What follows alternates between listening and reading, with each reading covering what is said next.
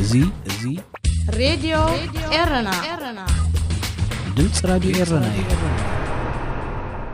ዕለታዊ ዜና ንታዕሊም ናብ ኤርትራ ዝሰላኩ ወተሃደራት ሶማል ጉዳይ ሃገራዊ ድሕነት ስለ ዝኾነ ክዝተየሉ ከም ዘይብሉ ሚኒስተር ዜና ዑስማን አቡበከር ዱባ ገሊጹ።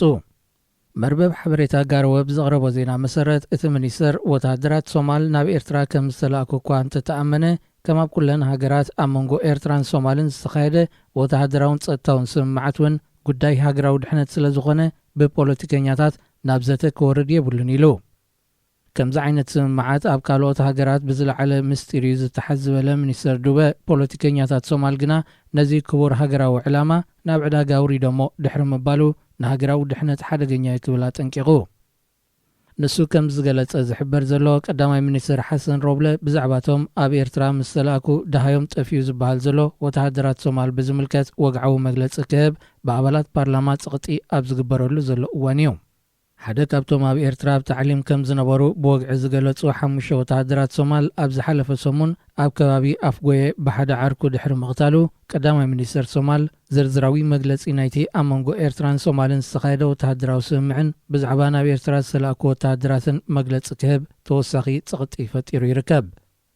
እቲ ቀዳማይ ሚኒስተራት ውሽጣዊ ጉዳያትን ምክልኻልን ጠቕላላ ሓለቓ ስታፍ ከምኡ ድማ ኣምባሳደር ሶማል ኣብ ኢትዮጵያ ዝርከብዋ ነቲ ጉዳያት ትምርምርን ተጻርን ኮሚቴ ኣቑሙ ይርከብ።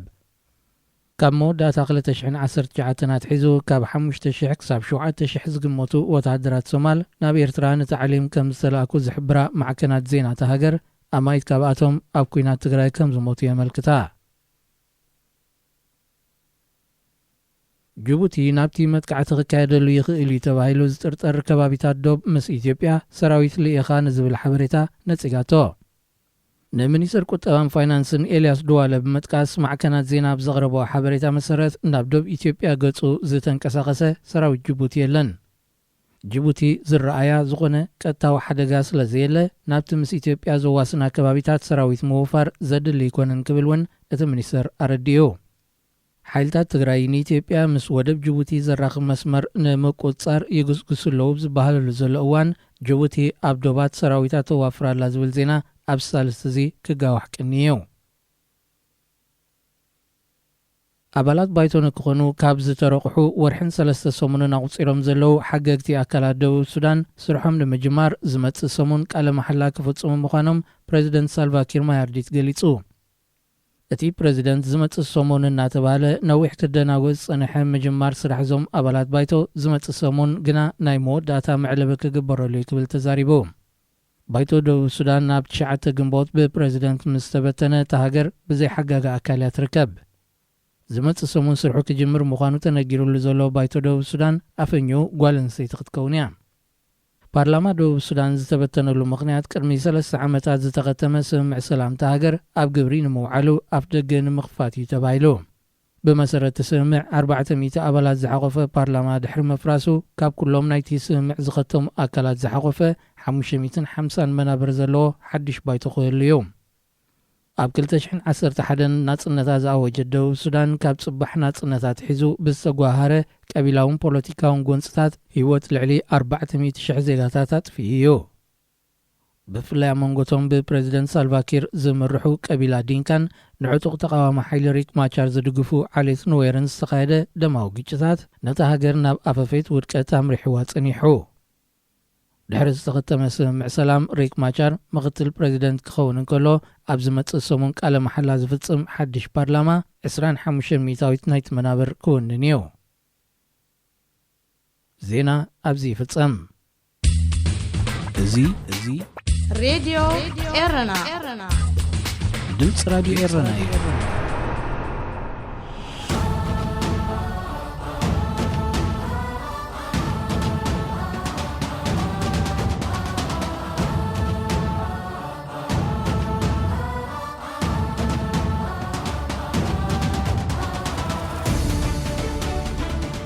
سلام كمي تغنيو زخبركم زخبركن نافكار سبورت نلومي سولوس 27 حمله 2021 ابن فنو سومناوي مدب سبورت اب انجليز تحتم غازيتا ذا جارديان نهدما ايرتراوያን ተጻዋቲ ኩዕሶ እግሪ ኣብ ሃገራዊ ግጥማት ኣመልኪታ ኣብ ህድማ ዝርከቡ ኤርትራውያን ተጻወትቲ ኩዕሶ እግሪ ውሕስ መዕቆቢ ንምርካብ ብጭንቀት ይጽበዩ ኣብ ትሕቲ ዝብል ኣርእስቲ ዝሓለፈ ረቡዕ 21 ሓምሌ ዝዘርግዓቶ ጽሑፍ ከነቕርበልኩም ኢና።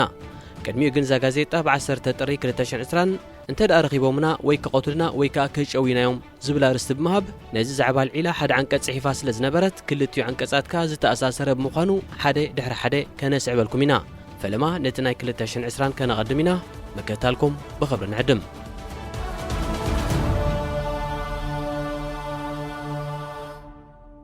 ኤርትራውያን ተጻወትቲ ኩዕሶ እግሪ ደገ ወፂኻ ምጽዋት ንምህዳምን ዕቑባ ንምሕታትን ይጥቀሙሉ ኣብ ዘለውሉ እዋን ንሓደ ካብቶም ኣብ ዩጋንዳ ተሓቢኦም ዘለዉ ተጻወትቲ ኣዘራሪብና ኣለና።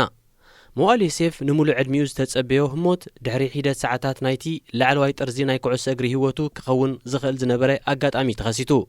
ብ29 መስከረም 2019 ኤርትራ ንዛንዚባር ኣብ ውድድር ሴካፋ ትሕቲ 20 ዓመት 5 በባዶዕንያ ናብ ግጥም ፍርቂ ፍጻሜ ኣንጻር ሓያል ጋንታ ኣብ ዝሰገረትሉ እዚ ኣብቲ ዕለቲ 2 ጎላት ዝቝጸረ ቆማት ተጻዋታይ ኮኸብ ተጻዋታይ ናይቲ ግጥም ዘስምዮ ብሉጽ ጸወታ ብምንጽብራቑ ኣብ ማሕበራዊ ሚድያ ትዊተር ካብ ሚኒስትሪ ዜና ኤርትራ የማነ ገብረ መስቀል ንኣዳን ኣድናቖትን ረኺቡ እዩ። ይኹን እምበር ህላዊ ሓለፍቲ መንግስቲ ኤርትራ ኣብቲ ዓሪፎምሉ ዝነበሩ ሆቴል ንዓወቶም ኣብ ዘማምቑሉን ኣሰልጣኒዮም ከ ነቲ ውድድር ንመጀመርያ እዋን ክዕወትሉ ከም ዝኽእሉ ግምቱ ኣብ ዝሃበሉን ዮሴፍን ብጾቱ ስምዖን ኣስመላሽ፣ ሄርሞን ዮሃንስን ሃኒባል ተኽለን ንምቹእ ናይ ምህዳም ዕድሎም ክኸስርዎ ኣይደለዩን። እዚ ወዲ 19 ዓመት ናብ ፍርቂ ፍጻሜ ብምሕላፍና ነፍሲ ወከፍና ነቲ ዝረኸብናይ ዓወት ይጽምብል ስለ ዝነበረ ካሃድምዮም ኢሎም ኣይሓሰቡን። ነቶም ዝሕልውና ዝነበሩ ተናፊስናዶ ክንመጽእ ምስ በልናዮም እወ ክትከዱ ትኽእሉ ኢኹም ኢሎምና ሽዑይና ድማ ሃዲምና ብምባል ይዝክር።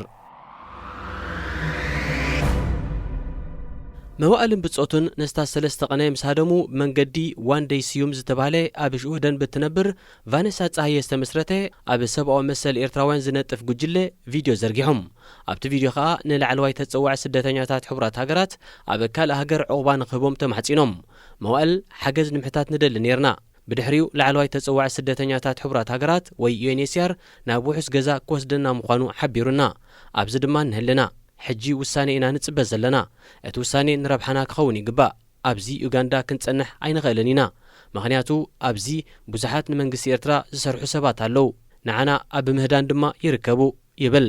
ንሱ ወሲኹ ከመይ ገይሮም ከም ዝፈለጡ ርግጸኛ ኣይኮንኩን፣ ግን ሓደ መዓልቲ ሓደ ካብቶም ንዓና ንኽንሃድም ዝተሓባበሩና ሰባት ብሃንደበት ተሰዊሩ። ድሕሪ 3 ሰሙን ኣብ መወዳእታ ደው ኢሉ መንግስቲ ክጨውዮ ከም ዝሓሰበ ነጊሩና። ሕጂ ንባዕሉ እውን ኣብ ህድማ እዩ ዝርከብ። ደጊም ክንውከሶን ክንረኽቦን ኣይንኽእልን ኢና። እዚ ዕቱብ ጉዳይ ከም ዝኾነ ክትርድኦ ኣለካ። ዋዛ ኣይኮነን። ክሳብ ሕጂ ህይወትና ከነውሕስ ዝኽኣልናሉ ምኽንያት ኣበይ ከም ዘለና ስለ ዘይፈልጡ ጥራይ እዩ። እንተ ደኣ ረኺቦምና ወይ ክቆትልና ወይ ድማ ክጨዊናዮም ኣብ ምርካብና እንተ ደኣ ተዓዊቶም ናብ ኤርትራ መሊሶም ዝተረፈ ሙሉእ ዕድሜና ክቐጽዑናዮም ድሃይና ብፍጹም ኣይትሰምዑን ኢኹም። ንኽጨዊና እንተ ደኣ ከቢድዎም ድማ ክቐትሉናዮም ብምባል ስጋቱ ይገልጽ። እዞም 4 ተጻወትቲ ብመንገዲ ቫነሳ ፀሃየ ምስ ኣሜሪካዊት ጠበቓ ኪምበርሊ ሞትሊ ድሕሪ ምልላዮም ንናይ ዕቑቦም ሕቶ መልሲ ኣብ ምጽባይ ይርከቡ። ጉዳይ እዞም ተጻወትቲ ኣዝዩ ዕቱብ እኳ እንተኾነ ግዜ ክወስድ ከም ዝኽእል ግን ሞትሊ ተኣምን። ኣብ መንግስቲ ዩጋንዳን ዩኤንኤችሲአርን እዩ ዝምርኮስ። ሕማቕ ኣጋጣሚ ኮይኑ ኣብ ዩጋንዳ ኣዝዮም ብዙሓት ዕቑባ ዝሓተቱ ኤርትራውያን ኣለዉ። እዚ ንዖም ልሙድ እዩ።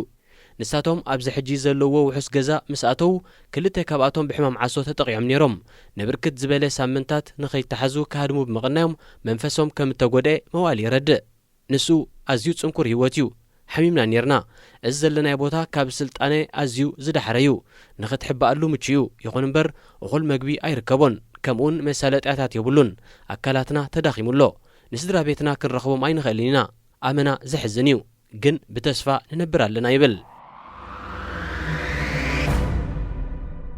ኤርትራውያን ተጻወትቲ ኩዕሶ እግሪ ንኣህጉራዊ ጸወታ ካብቲ ኣብዚ ፕላኔትና ካብ ዘለዉ ጨቆንቲ ስርዓታት ሓደ ዝኾነ ንምህዳም ዝግልገሉሉ ተርእዮ ኣብዚ ቀረባ ዓመታት ብቐጻሊ እናወሰኸ እዩ።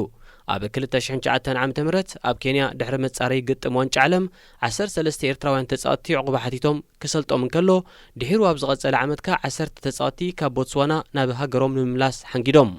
ኣብ 2012 ዓ.ም ብምልኦም ኣባላት ሃገራዊት ጋንታ ንውድድር ዋንጫ ሴካፋ ከም መህደሚ መንገዲ ናብ ሓርነት ተጠቒሞሙሉ። ኣብ መወዳእታ ድማ ኣብ ኔዘርላንድ ዳግመ ምጥያስ ተገይሩሎም።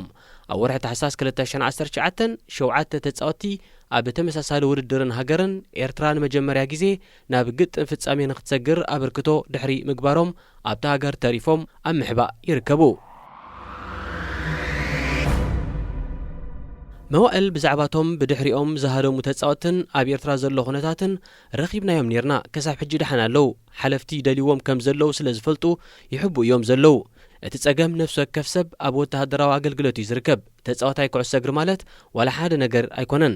ኣብ ገዛእ ከተማኻ ንኽትንቀሳቐስን ክትናፈስን መንቀሳቐሲ ፍቓድ ወይ ከዓ ወረቐት የድልየካ። ዋላ እውን ፖሊስ ተጻዋታይ ኩዕሶ እግሪ ምዃንካ እንተላልዮ ምዃን ፈሊጦ ምዃን ኣይግድሶምን እዩ። ይሃር ምዃን ኣብ ትሕቲ ቀይዲ የእትወኻን። እዚ ንዓይ ኣጋጢሙኒ እዩ። እታ እንኮ ከም ተጻዋታይ ክትቅጽል እትድረኸካ ተስፋ ሓደ መዓልቲ ናብ ሃገራዊት ጋንታ ክትጽምበር እሞ ንኣህጉራዊ ግጥም ምስ ገሽካ ክትሃድም ምፍታን እዩ ብምባል የረድእ።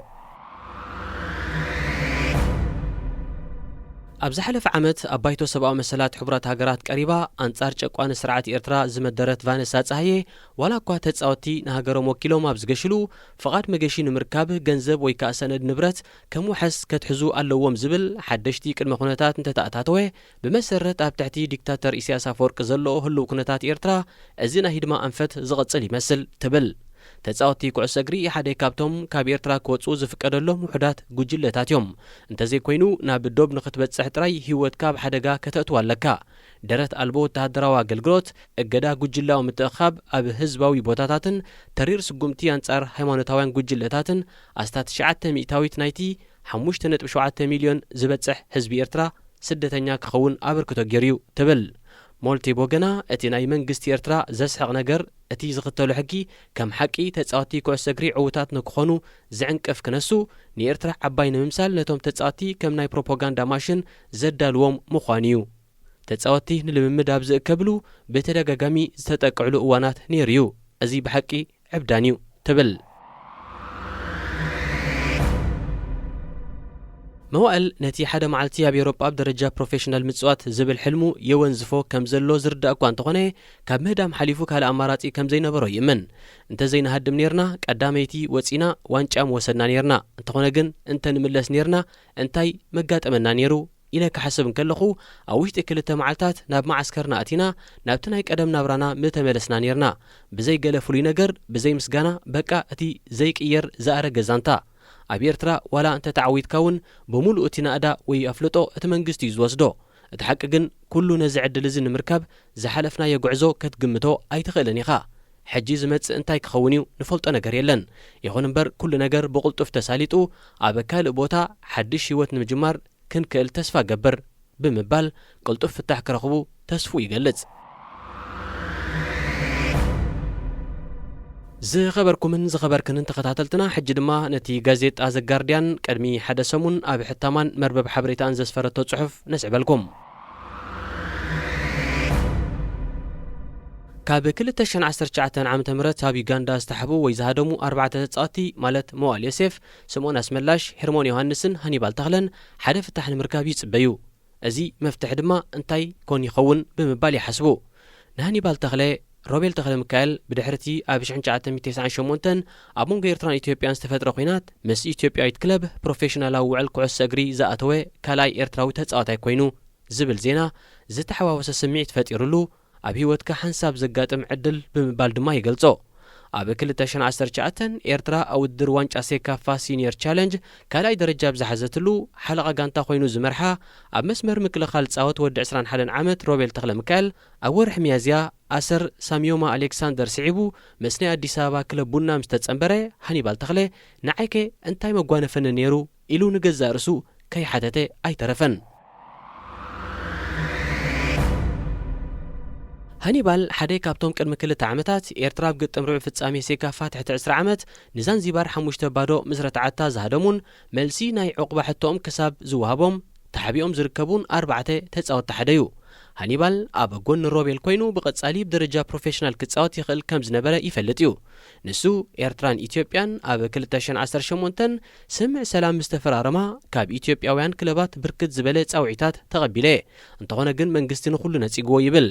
ኣብ ደገ ካብ ዝርከባ ክለባት ጻውዒታት ምስ መጸካ ንሓለፍቲ ክለብካ ምሕባር የድልየካ ወላ ንሶም ተተቐበሉኻውን ዝበዝሕ ግዜ እቲ መንግስቲ ይነጽጎዩ ምኽንያት መንጸጊዩ ኣብ እተሓተሉ እዋን ድማ ወይ ይሓብዎ ወይ ከዓ ብዘይገለ ምኽንያት ክትከይድ ኣይትኽእልን ኢኻ ይብሉኻ ኩለን ኣብ ኤርትራ ዘለዋ ክለባት ኣብ ትሕቲ ቁጽር መንግስቲ እየን ስለ ዝኾነ ሓለፍቲ ክለባት ምስ መንግስቲ ብቐጻሊ ርክብ ኣለዎም ሓደ ግዜ እውን እቶም ንክለባት ዘመሓድሩ ኣብ መንግስታዊ ጸፍሒ ዝርከቡ ሰባት እዮም ብምባል ድማ ይወስኽ ሳሚ ተስፋ ጋብርውን ከም ናይ ሃኒባል ተመሳሳሊ ታሪኽ ዘለዎ እዚ ተስፉ ተጻዋታይ ኣብ 2008 ሃፖይል ፔታክቲቫ ብዝተባሃለት እስራኤላዊት ክለብ ጠመተ ተገይሩሉ ነይሩ እንተኾነ ግን መንግስቲ ብዘይ ዝኾነ ይኹን ተወሳኺ መግለጺ ነቲ ምስጋር ዓጊትዎ እዚ ተኸላኸላይን ካልኦት ምስኡ ኣብ ሃገራዊት ጋንታ ዝነበሩ ተጻዋትን ድማ ኣብ ዝቐጸለ ዓመት ኣብ ኬንያ ዝተገብረ ውድድር ሴካፋ ሃዲሞም 8 ወርሕ ኣብ ማዕስከር ስደተኛታት ድሕሪ ምጽንሖም ብመንግስቲ ኣውስትራልያ ከም ስደተኛታት ኣፍልጦ ተዋሂቦም ናብ ኣውስትራልያ ግዒዞም ድሕሪዚ ሳሚ ኣብ 2016 ናይ ኣውስትራልያ ዜግነት ተዋሂቦ ሮቤል ተኽለ ሚካኤል ከምዚ ዝኣመሰለ ዕንቅፋት ያጋጠሞን ምስ ክለብ ቀይሕ ባህሪ ናይ ኣስመራ ኮይኑ ድሕሪ ምድማቑ ምስታ ኣብ ዝሓለፈ ዓመት ኣብ ውድድር ፕሪምየር ሊግ ኢትዮጵያ ካልኣይ ደረጃ ዝሓዘት ክለብ ቡና ክጽምበር ተፈቒድሉ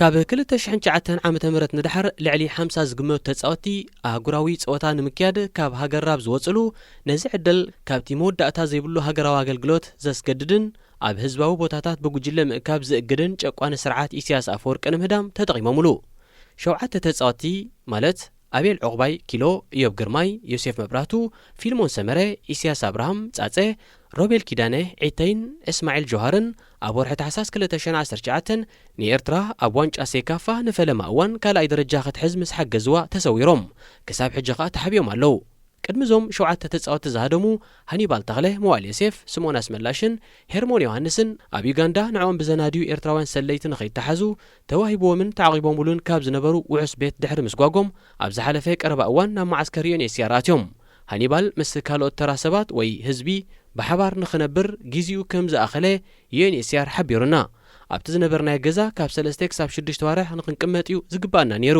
እንተኾነ ግን ንኽብደት ጉዳይና ኣብ ግምት ምእታው ምልቃቕ ኣቢናዮም ካብኡ ምውፃእ ንዓና ኣስጋኢ ከም ዝኾነን ኣብ ደገ እንታይ ከጋጥመና ከም ዝኽእል ከም ዘይንፈልጥን ገሊጽናሎም ኣብ ነፍሲ ወከፍ ሰሙን የጠንቅቑና እኳ እንተነበሩ ክሳብ ወርሒ ታሕሳስ ግን ኣብኡ ጸኒሕና ኣብ ወርሒ ታሕሳስ ነቲ ገዛ ከሕድስዎ ምዃኖም ስለ ዝነገሩና ካብ ወፂና እቲ እዋን ድማ ብፍርሒ ዝነበርናሉ ግዜ ነይሩ ብምባል ንኩነታቶም ይገልጽ ሃኒባል ብተወሳኺ ኮቪድ-19 ካብ ዝኽሰት ብዛዕባና ዝሓተተ ሰብ የለን ዩኤንኤችሲአር ናብ ካልእ ሃገር ከጣይሰና ሓቲትና ነርና መልሲ ክህበና ክሳብ ሕጂ ንጽበለና ሳሕቲ ዝሕግዙና ውሕዳት ኤርትራውያን ኣለዉ እቶም ኣብ 2012 ኣብ ዩጋንዳ ዝሃደሙን ኣብዚ እዋን ድማ ኣብ ኔዘርላንድ ዝነብሩ ዘለውን ኤርትራውያን ተጻወቲ ኩዕሶ እግሪ ሓደ መዓልቲ ደጊፎምና ነይሮም ንምግብን ንኽራይ ገዛን ክኾነና ገንዘብ ኣዋፂኦም ልኢኾምልና እዚ ንዓና ዓብ ነገር እዩ የብል